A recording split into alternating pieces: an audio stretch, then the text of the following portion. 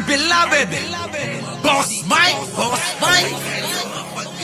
Cervera!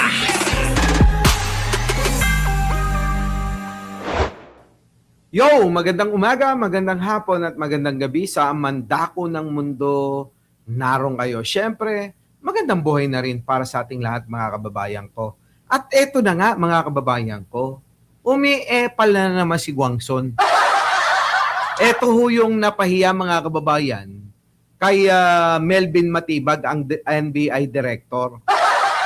Yung bang sabi, paano kaya nakakuha ng perang ganyang kalaki? Nakapres nga ang ari-arian ni Martin pinahiya po siya ni Director Melvin Matibag, ano? Abogado ka, hindi mo alam kung anong trabaho namin. Sabing ganon, mga kababayan ko, pero eto, matindi ho. Dahil nga ho, mga kababayan, nanganganib na ho, ito pong si Sara Duterte na ma-impeach. Abay, nagbabanta ho, oo, nagbabanta si Rowena Guangson, opo ha. Ito hong dating COMELEC commissioner, na pinagmamalaki niya. Mga kababayan ko yung nagbabanta na kapag ka daw na-impeach ng tuluyan si Sara Duterte, magkakagulo raw. Hala! Ganun ba? Alam nyo mga kababayan ko, yung mga ganyang kwentuhan, mukhang mga kababayan, kwentuhan ng mga buang. Ano po? Pero bago ang lahat mga kababayan, bago ko makalimutan, bago tayo magtuloy-tuloy, huwag nyo hong kalimutan na mag-like, mag-share, at mag-subscribe. Opo, malapit na po tayong mag 300,000. Konting-konting kembot na lang. At magse-celebrate na ulit tayo. Kada 100,000 sa ating YouTube channel, kailangan nating i-celebrate ito. At syempre, dapat kasama po kayo. At syempre, mga kababayan, hindi ho mawawala ang pamimigay natin ng regalo. Ganun dapat, mga kababayan, So ano pang hinihintay nyo? Mag-subscribe na po sa mga hindi pa nakakapag-subscribe, mag-like na at mag-share na. I-share nyo na sa kapitbahay nyong mga DDS ito, sa mga kumare ninyo, sa mga kumpare ninyo ng mga DDS, sa mga kamag-anak ninyo na naloloko ng kampo ni Duterte, share nyo na to. Sa mga classmate ninyo nung araw, na hindi nakakabalita ng totoo, ano pang hinihintay nyo? Tara na! At eto na nga mga kababayan ko, nakaw! Malupit ito, malupit mga kababayan ko. Ano sabi Boss Mike? Eto ho, mga kababayan ko. BP Sara, impeachment issue. Guangson, nagbabala. Babala ba yun o nananakot ka? Nagbabala sa posibleng malakihang people power, eka? Baka naman ho mga kababayan, ginagamit na naman ho nila ang INC dyan. Alam nyo naman ang mga DDS, wala namang iba na kinakapitan kung hindi ang kapatiran ng iglesia ni Kristo lang. Hindi nga ho sila makabuo ho ng maraming tao, di po ba? Hindi rin sila makabuo ng isang malaking rally talaga kung hindi tutulungan ng INC sila. Kita nyo? Naging nunal na lang ho o alikabok ang dami ng INC ng mga DDS kapag ka nag-organisa ang INC. Kaya ang pinangangahas ho siguro ni Guangson, hong mga kumakalat ngayon na issue na hindi naman kinukumpirma ng INC pa, na ang sabi ay etong pagbabanta daw di umano ng INC na never daw o hindi na makakatungtong, hindi na makakakuha ng suporta ang mga congressman na mga boboto pabor para ho maiakyat ang article of impeachment sa Senado. Kita nyo ho, mga kababayan, ano? Ganun ho ngayon yung labanan. Na sinasabi nila, na binabalita nila. Eh, hindi pa naman ho kinukumpirma ng INC yan. So, anong mangyayari ho dito? Ito ba'y ginagamit ba talaga ang ng mga DDS ang INC? O baka naman nahihiya lang ang INC, ang pamunuan ng INC na sabihin na ganun nga, totoo nga yung sinasabi. Eh, marami rin hong mga INC, ang taga-suporta ni Pangulong Bongbong na nakikita natin sa social media na tahasan na nagsasalita, oo, na kumakampi kay Pangulong Bongbong Marcos.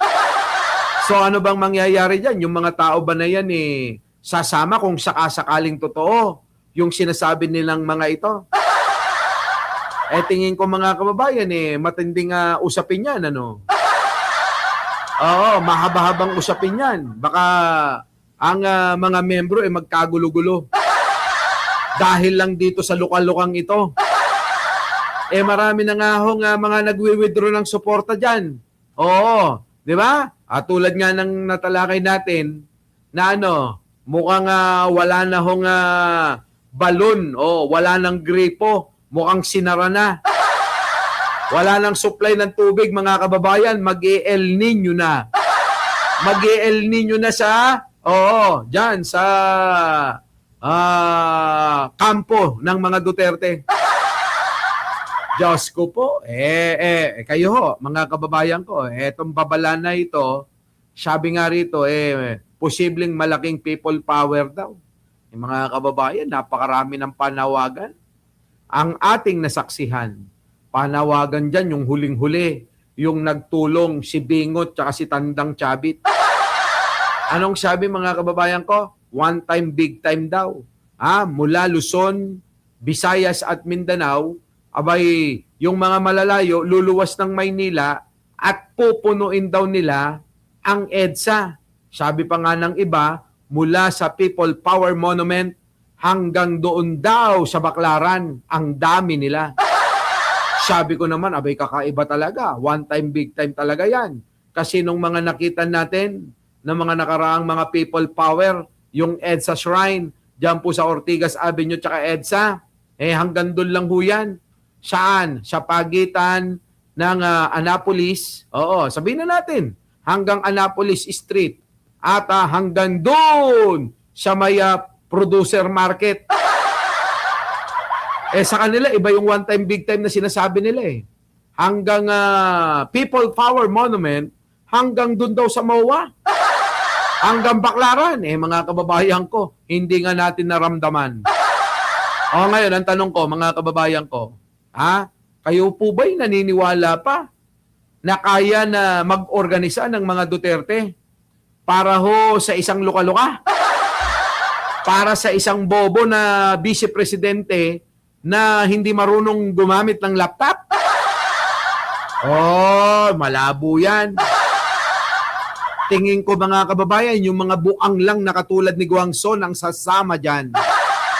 Sabi nga sa survey, di ba? Ng alin? Ng Pulse Asia, ang mga dominanteng sumusuporta kay Sara Duterte, hindi po yung mga Class A, Class B, Class C, at Class D. Yung D, meron konti. Ang dominante, mga kababayan, na sumusuporta kay Sara Duterte ay yung Class E. Ibig sabihin, Class E, ingot. Engot, ganon, paano yun? So malabo, mga kababayan. Ako, naniniwala po ako na hindi talaga kakayanin ng kampo ni Sara na makapagbuo ng isang malaking pagtitipon ng mga tao para mapabagsak si Pangulo. Itaga nyo sa ulo ni Bato. Hindi mangyayari yan. Maniwala kayo. Sabi-sabi lang nila yan. Wala na sila Ano pa nga bang dapat nilang sabihin pa? Magbabakasakali na lang. Baka sakali matakot natin sila, kaya banggitin na natin na magkaka-people power. Parang ganun na lang mga kababayan, ano? Parang ganun na lang. Pero ang totoo, mga kababayan, wala na. Hindi na nila kakayanin, no? Kita nyo mga kababayan ko, 2 taon na lang ang natitira. 2 taon na lang natitira. O ano ngayon? 2026, Mayo.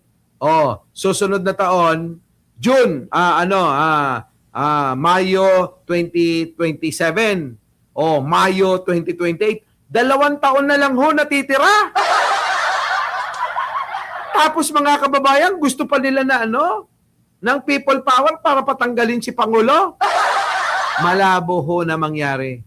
Oo, malabo na. Kaya nabigo ang mga kampo ni Duterte na nagnanais, na nagbabalak para patalsikin. O hindi umubra yung mga weak leader nyo, Hindi umubra yung mga ngagba-ngagba nyo, Hindi umubra yung mga peking mga video ninyo na may mga bengbangan pa kayong nalalaman, Wala. Nganga. Hindi ho umubra, mga kababayan, Diba? Wala talagang mangyayari. Kayo ho, sa tingin ho ninyo, kakayanin pa nila na mapabagsak si Pangulo? Hindi na ho papayag yung mga Pilipino. At yung mga politician, hindi na rin ho papayag ng ganyan. Konting-konti na lang ho yung natitira na panahon ni Pangulo na dapat ho sinusuportahan na lang. Ganun po yun. Kaya mga kababayan, ano ho masasabi nyo rito? Paki-comment na lang. Lahat po yan mga kababayan ay binabasa ko.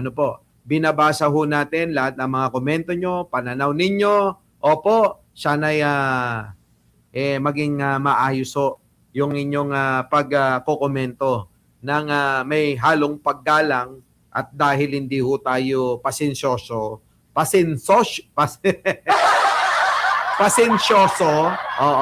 sa mga bastos na katulad ng mga class E na tao.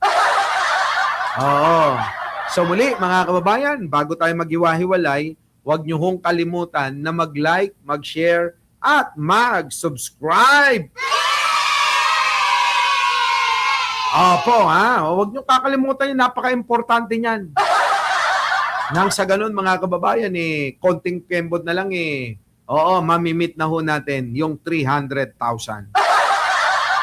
So muli, mga kababayan, maraming salamat sa inyong pagsama. Ako po muli, ang inyong lingkod, Mike Cervera po, lagi nagsasabing, mahalin natin ang ating kapwa, ipagdasal po natin lagi ang ating bansa. Maraming salamat po.